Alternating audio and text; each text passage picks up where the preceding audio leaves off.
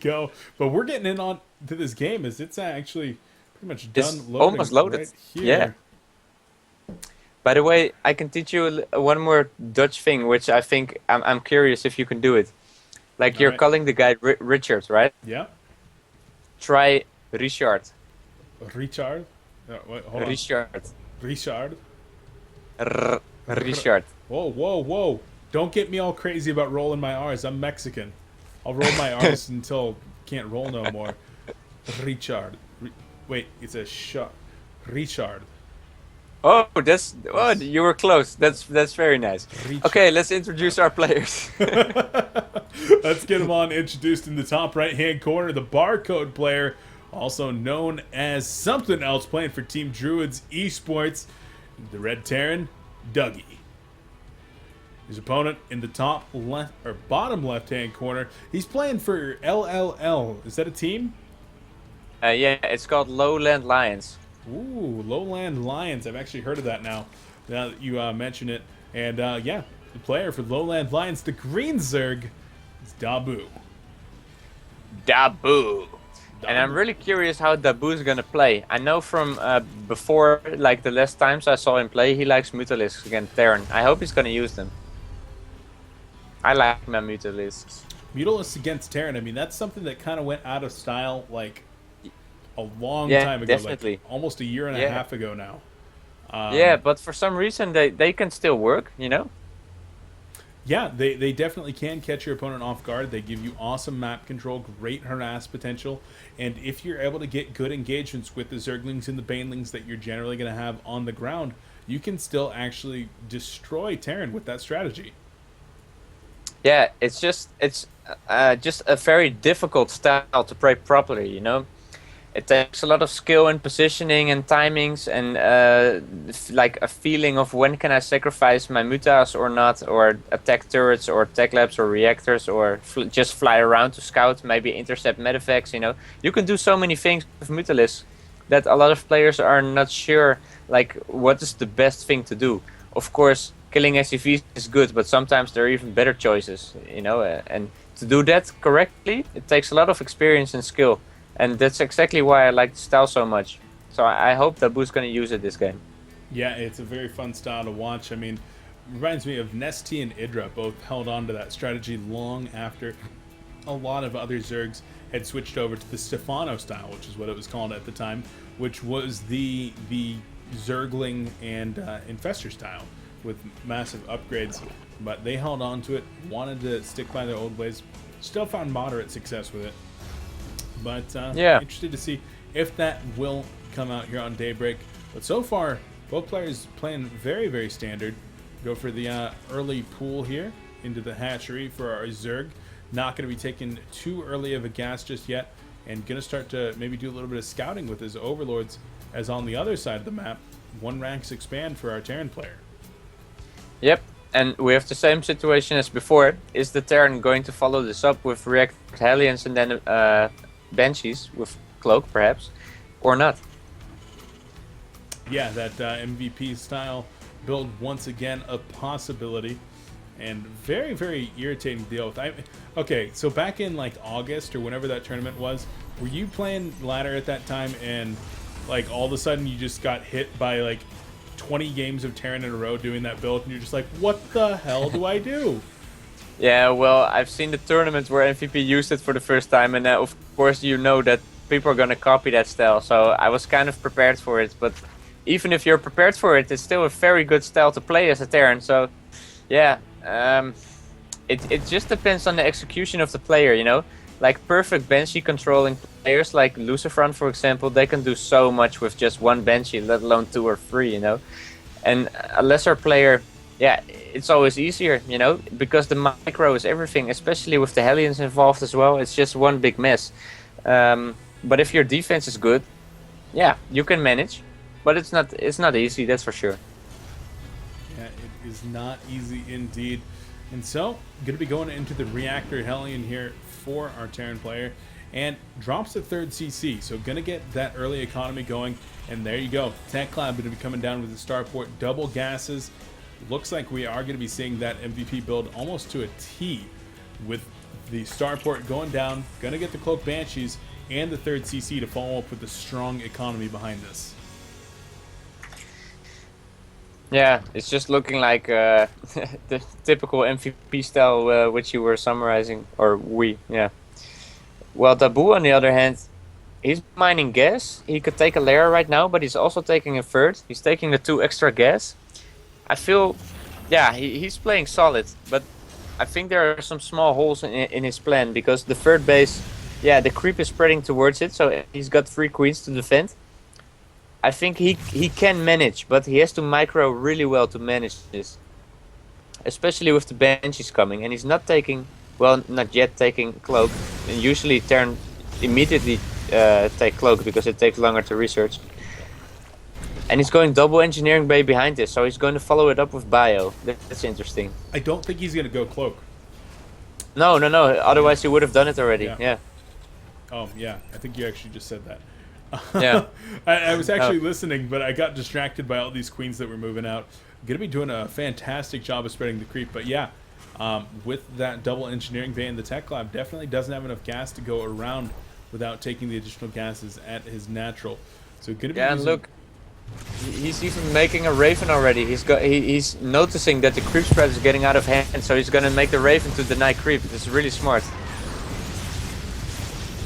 Yeah, and now the Banshee gonna come in. Does manage to snipe out a queen, also stopping the creep a little bit right there. Already a sport crawler though on the low ground. So this is what you do against this style build. You get your creep out very, very quickly. You get a high number of queens out as well, and you make sure that your creep is your #1 priority, because you need those sport crawlers and those queens highly mobile. And great cancel right there from DaBoO, making sure that and those also don't go down. great 2 sport crawlers at the third base. I was a little skeptical about how he did it, but he's doing really well, and he's got a macro hatchery in his main base. Like, DaBoO is doing everything right, basically, and he's almost getting the surround on all these Hellions. He's only killing 1 right now, but it's still fine, you know. He's pressuring the Terran away. It's just what he wants. Like, normally, when the Terran does a strategy like this, he can do more damage. You know, now he killed only 1 queen, and he stopped the creep spread for a little bit, but that's beyond DaBoO's control. But for the rest, DaBoO's defenses are really good. Very good indeed. And now, I do want to actually say right now, this is a very important match, not only to get to the grand finals, but to try to secure a qualification spot. From looking at the qualifiers, led me to believe. Actually, there's a run by a Zerglings right here. They're going to be getting in there and trying to find a siege tank. Tank obliterates a lot of them, though, and DaBoO with a little bit of indecisiveness does finally manage to kill the tank, but not able to get much else done, and loses all of those Zerglings. So, yeah. Not the best trade in the world, but at the same time, these Zerglings are, yeah, not really worth, you know, he doesn't care much. Yeah, not too important, and, well, going to be looking at the upgrades coming out, and what is he pointing out here? I don't know. And there's Stim, that's normal. Both of them are working on 2-2 and pathogen glands. Yeah. Harstim, you threw me off my game. Yeah, you're throwing beef off his game, man. Oh, there's Hive though. Anyway. That's an early Hive. Yeah, but that just started. So yeah, the Hive is early, that's for sure. So I think he's going to go for Ultra, which I really like. Like, I think the Terran player is not going to attack for a while, like at least for a few more minutes. I think it's just enough space for DaBoO to make his Ultras, or at least I think the timing is going to be right. I can feel it. There you go. You can feel it in your bones.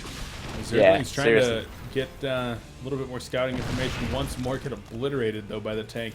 Fantastic spread on the tanks actually. And I really like the defenses here from Duggi. Banshee comes into the main though, going to try to get some kills, and does get 6 kills before it does have to retreat. I do have to say that at the start of the game, DaBoO's creep spread was amazing, but for some reason after that he stopped. You know, it's not going any further since then. Yeah, it's a little bit strange for sure that he is not going further with that creep spread. A Viking now coming out, and the Banshee has done a good job of actually pushing back the creep spread a bit. Yeah, of course, but DaBoO is making 11 infestors all of a sudden. That's a lot of infestors. Gonna be a very, very strong composition with his 2/2 lings as well. That's gonna be great. He wants to be able to get those infestor count as high as possible ASAP. And he's making a Spire. Do you see that? He's not making an Ultralisk Cavern. So I think he's maybe even going for Broodlords instead. It's a real possibility as well, there's a drop for the dead. And the Zerglings are just being made, so yeah, this is a really nice match, by the way, so far. You can see something big building up. Where are the rest of the Zerglings? I know there were 58 of them. Like, where the heck are they? Oh, Main they're base. in the main. Okay, so the Zerglings are just kind of hanging out there trying to prevent the drop. But no, the drop was actually just cleaning up creep spread more than anything else. DaBoO doing a fantastic job right now of actually separating his units out and looking for the medevac here. Looking like he wants to get the fungal, but no, not going to be able to. And doing a really good job of making sure that his units are spread all over the place to prevent drops. And 2/2 finishes up for our Terran. He's going to be upgrading to tier 3 and trying to come out now and deny the 4th base. There's no 4th there. I think DaBoO is really going to get some really nice fungals, I think. Yeah, right now. Yeah, really good fungals, but he should get out. Very good fungals. And, well, with not a whole lot of medevacs there, that's going to cut into the energy a lot. Siege Tank's starting a pretty deep line, though. And here comes really Zerglings, nice Banelings, a huge flank coming in. Banelings crashing in on all the tanks, and everything on the ground gets obliterated here from the Terran. DaBoO down 30 supply, though, not able to deal with anything up on the top side of the map. Loses his 4th base, while the Terran player just keeps on producing. He's got his upgrades coming, and he's starting to work on just reproducing that army and wants to go again. Yeah, and look at DaBoO's money. He needs to make at least another macro hatchery just so he can spend his money, you know. I feel like if Terran is in the position he's in right now, he can just secure the 4th base easily, make a planetary, siege it up, and at the same time just keep pressuring the Zerg. And the Zerg needs to reinforce a lot because Zerglings are really larva intensive, so you need to have a lot of larva. And especially looking at DaBoO's money, he just needs to make another macro hatchery, or even 2 for that matter. And he's getting good doom dropped in the main base, by the way. Yeah, double drop double right there. Yeah. Gonna do a lot of pressure. Zerglings having to come from the complete opposite side of the map to deal with this. Gonna be able to kill a lot of drones right here, just starting to rake in the kills.